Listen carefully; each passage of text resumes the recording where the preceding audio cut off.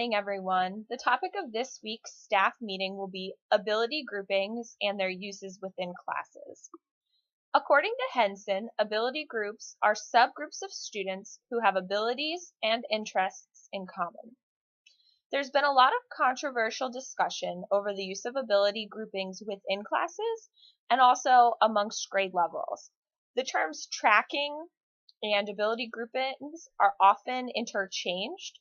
However, what we will be discussing here today are ability groupings utilized within a classroom of a heterogeneous makeup or with students of varying abilities. When developing ability groupings, students are assessed in various ways through county-based assessments, classroom-based assessments, teacher observations, and classwork samples based on individual skills or areas that the students are working on at that time. The teacher then divides the students into a set number of groups based on their ability levels and can plan instructional differentiation for each group at the varying levels.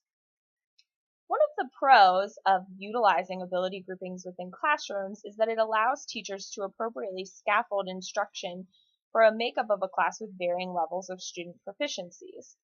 For example, in the Prince George's County curriculum for math, as aligned with the Maryland State Common Core curriculum in math, we teach addition utilizing multi-digit numbers with regrouping. Through formative assessment, I learned that a number of my students were not yet proficient with single-digit addition.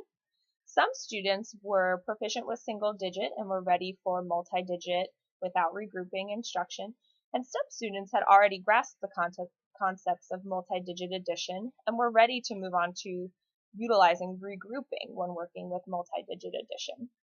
By dividing my class into 3 groups, I was able to meet the needs of each student at the varying levels. I worked with my lowest ability group on increasing their skills with single-digit addition using Touch Math Intervention Program. And as students were able to, they moved up to the next level group. So they moved into the multi-digit addition without regrouping and then into the multi-digit addition with regrouping. The fluidity amongst the groups allowed me to push my students to the next level while still giving intervention and support to the students who were struggling. Another pro of utilizing ability groupings in the classroom is increased student motivation. When working with my students and also through research, I've learned that as students receive work on their instructional level that still pushes them and is rigorous academically but is not overly frustrating to the point where they're shutting down, student motivation and interest in the task increases. Henson and other researchers, including Crosby, explained that increased motivation can also lead to improved student-teacher relations. So as the students are more motivated in the classroom and as they feel comfortable with their teacher and understanding that their teacher is working to help them build their academic skills in any way possible, they start to build better relationships in the classroom. One con for ability groupings that has been expressed is impact on student self-concept. 2 researchers, Ireson and Crosby, studied the impact of ability groupings on self-impact in students in primary and secondary schools. When looking at students in primary schools, they found that 40% of pupils interviewed from 6 schools reported either having been teased or having witnessed teasing that was related to grouping practices or academic ability.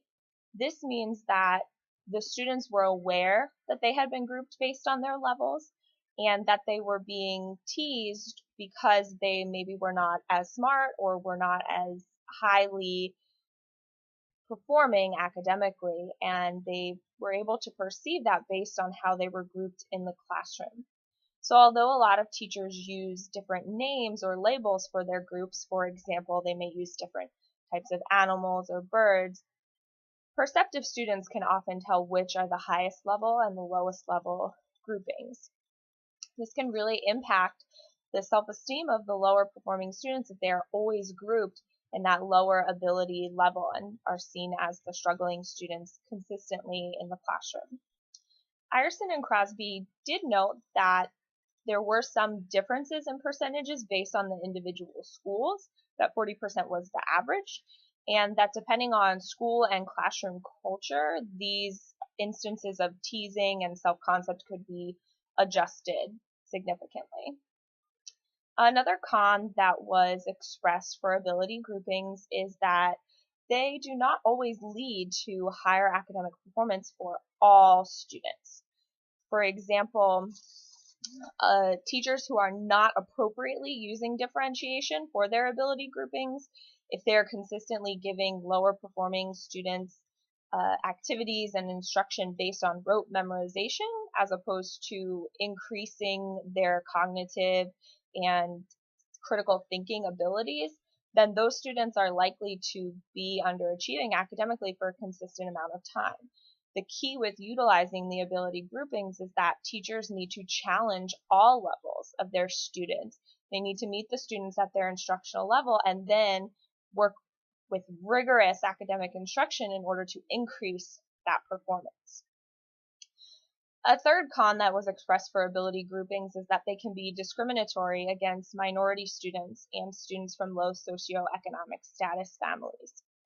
So Crosby and Owens found that 53% of students in top socioeconomic status groups were also found in top academic groupings within school, while only 19% of students in the lowest socioeconomic statuses were in top academic groupings in schools. This large disparity can lead to continuation of classism and of students being discriminated against because of their backgrounds, whether it be minority or socioeconomic.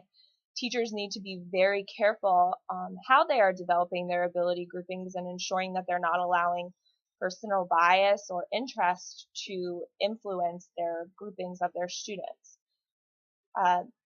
The Jeffersonian quote that we considered this week was, "There's nothing more unequal than the equal treatment of unequal people." This is a really interesting quote from Jefferson as it relates to his educational philosophies, and I feel that it is still applicable to our educational system today. I, as a special educator, feel that it is incredibly important to provide appropriate and individualized educations for all of our students, not just students with disabilities. By giving all of our students the exact same instruction from the exact same curriculum, we're not meeting them at their level. Some of our students are ready to progress further. Some of our students need intensive and rigorous academic intervention in order to get them to the point where they're ready to move to the next level. I think it is important to utilize ability groupings appropriately if they're going to be used in the classroom. Fluidity is extremely important with ability groupings. Students need to be able to move up to the next level when they're prepared. Students need to be challenged and pushed to move forward academically. And ability groupings should not remain the same throughout the school year. Through the use of formative assessment for different skills, you'll find that some students have strengths and weaknesses across academic areas. They may have a strength for algebra and math, however, not for geometry. It's not that they're just strong or weak across the board. Also for reading, you may have students who demonstrate phenomenal phonics skills but struggle with more advanced comprehension such as inferencing or evaluating.